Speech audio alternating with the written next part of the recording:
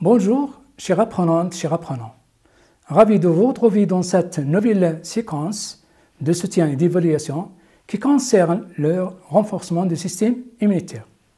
Le plan de cette séquence est le suivant. Première activité, ça concerne révision du cours. Deuxième activité, pour les exercices de restitution de connaissances. Et l'activité 3, c'est pour les exercices de raisonnement scientifique. Donc, pour aider l'organisme à se défendre, on a deux méthodes. Méthode de prévention, c'est-à-dire l'hygiène, et sous forme de 3 étapes, l'asepsie, l'antisepsie et la vaccination. Pour la méthode de curation, c'est-à-dire le soin, elle est sous forme de 3 étapes, la sérothérapie, les antibiotiques et les sulfamides. On commence par les méthodes de prévention, c'est-à-dire l'hygiène. On va voir l'asepsie. Qu'est-ce que ça veut dire l'asepsie? L'asepsie, c'est un ensemble des moyens visant à empêcher la contamination par des germes infectieux de micro-organismes. Exemple, le lavage des mains, la stérilisation des instruments opératoires. Pour l'antisepsie, c'est un ensemble de méthodes qui ont pour but de détruire les microbes à la surface de la peau lésée après contamination. Comme exemple, on utilise l'eau oxygénée, bétadine, alcool. La vaccination est une immunisation préventive, active et durable car elle stimule le système immunitaire pour effectuer lui-même une réponse vis-à-vis du vaccin et une réponse immunitaire plus efficace vis-à-vis de l'antigène normal vu la formation de la mémoire immunitaire. Maintenant, on passe à des méthodes de curation, c'est-à-dire les soins. La sérothérapie. La sérothérapie est une immunisation artificielle passive. Elle consiste à l'injection d'un sérum provenant d'un être vivant qui a été vacciné contre une maladie infectieuse contenant les anticorps, prêt à jouer un rôle anti-infectieux dans l'organisme receveur. Il s'agit d'un transfert d'immunité d'un sujet à l'autre. Pour les antibiotiques, ce sont des médicaments ayant la propriété de tuer les bactéries ou d'empêcher leur prolifération utilisée dans le traitement des infections dues à des bactéries pathogènes, exemple pénicilline. Pour les sulfamides, ce sont des antibactériens synthétiques, elles se fixent sur la bactérie et inhibent sa prolifération.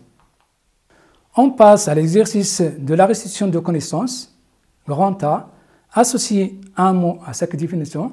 Donc pour les mots, on a 1, antisepsie, 2, antibiotique, 3, l'asepsie, 4, l'infection.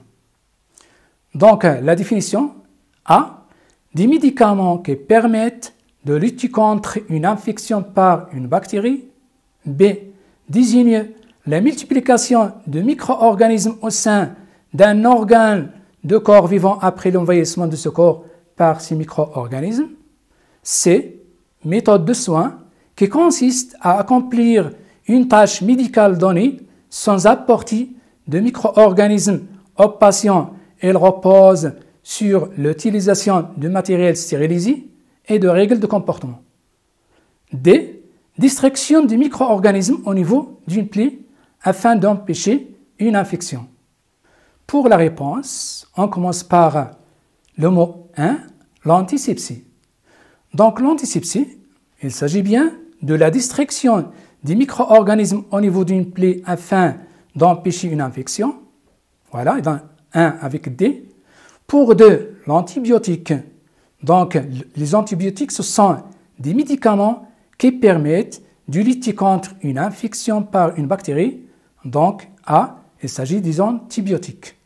Pour l'asepsie 3, donc l'asepsie, ce sont des méthodes de soins qui consistent à accomplir une tâche médicale donnée sans apporter de micro-organismes au patient.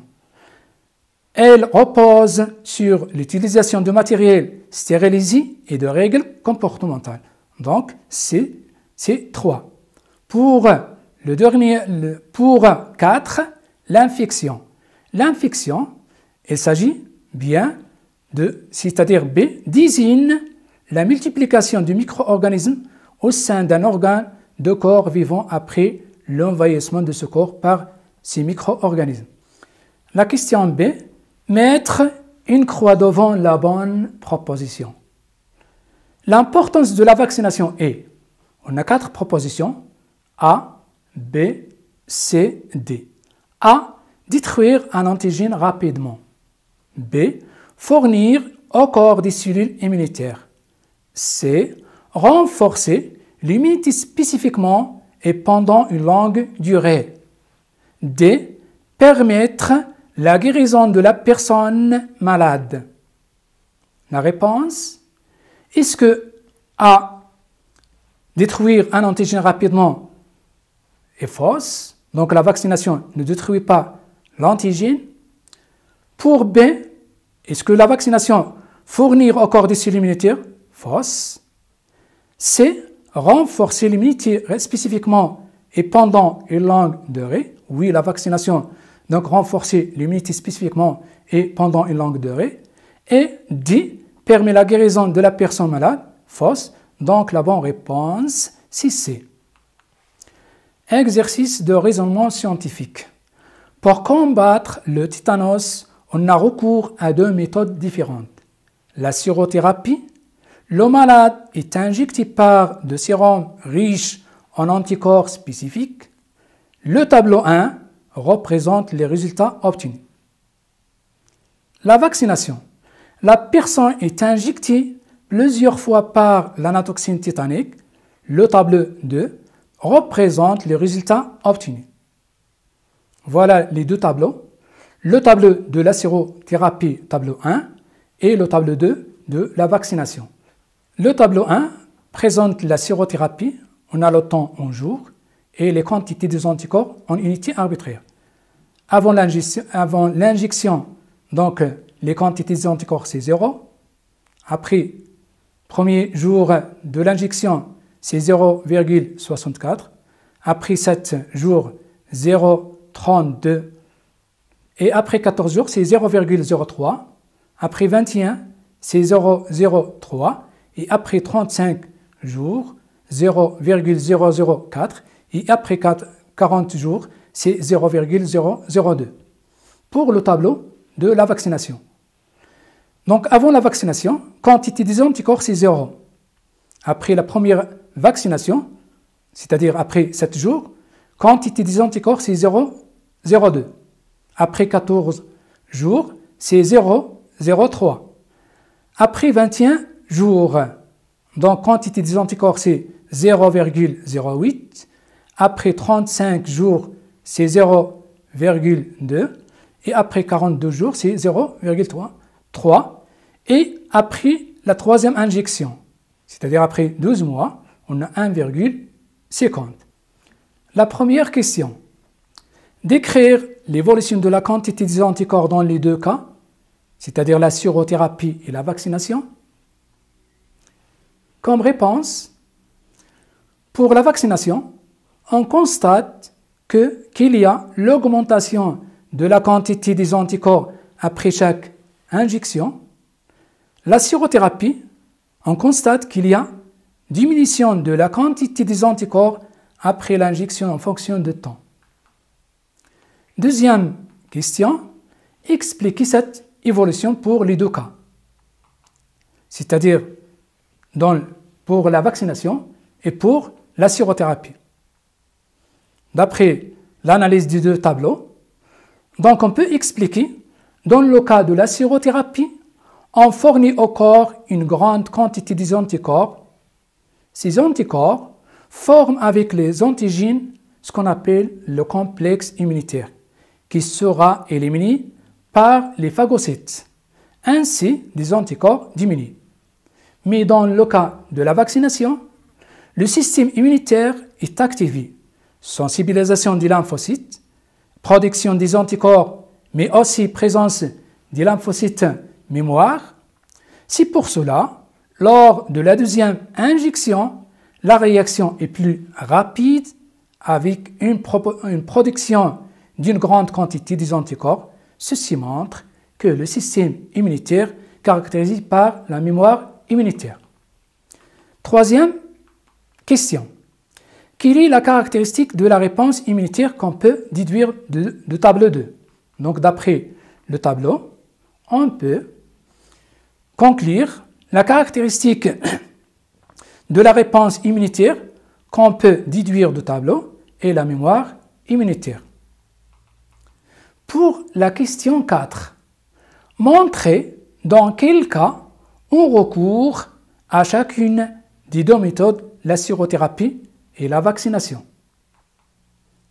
Donc, comme réponse, la sérothérapie, un moyen curatif.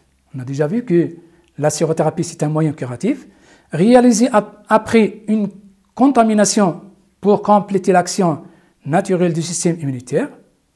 Et la vaccination, c'est un moyen préventif contre les maladies, c'est-à-dire destiné à stimuler le système immunitaire afin d'acquérir l'immunité contre un antigène par la production des anticorps spécifiques à cet antigène.